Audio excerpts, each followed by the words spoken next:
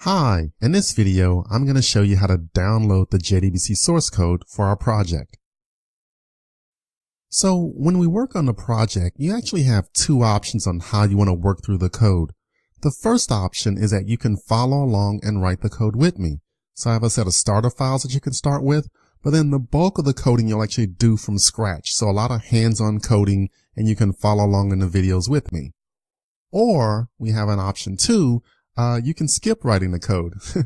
You can kind of just sit back and enjoy the code.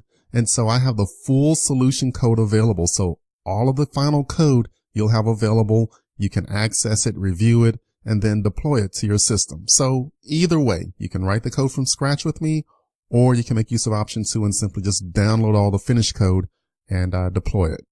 So now, how do you actually download the code? Well, in this video lecture, there's a View Resources button in the upper right corner of the screen. So you simply click that button. There's going to be a file out there called JSP Servlet Jdbc source code, and you simply download that zip file to your file system.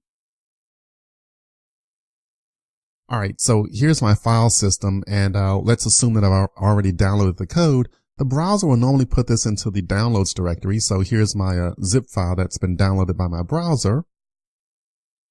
And what I normally like to do is just create another little training directory. I like to call it My Java Training, and just copy that zip file over there.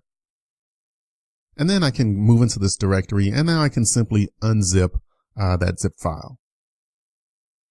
All right, great. So I've unzipped the file here. So now I have this folder called JSP Servlet Jdbc source code.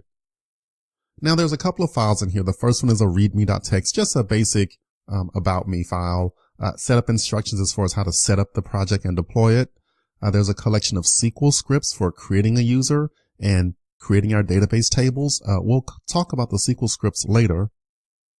And then here are our starter files. So our starter files are really just a collection of like some CSS files, like some cascading style sheets. We also have some configuration information for database connection and also our database driver. We'll talk more about these files in some later videos, but these are kind of the starter files if you wanted to kind of start from scratch working with me. And then also, again, if you don't want to write the code, you simply want to get the final solution, well then this is in the Web Student Tracker solution directory. So this has all of the Java source code that we'll create.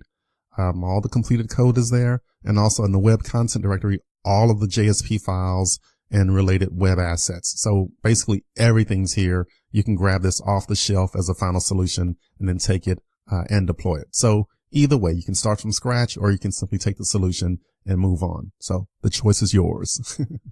All right. So anyway, just wanted to let you know about the files that are out there, kind of a quick description for them. And in some of the following videos, I'll dive deeper into this directory structure, and then we'll make use of some of these files to get our environment set up. All right. Good job.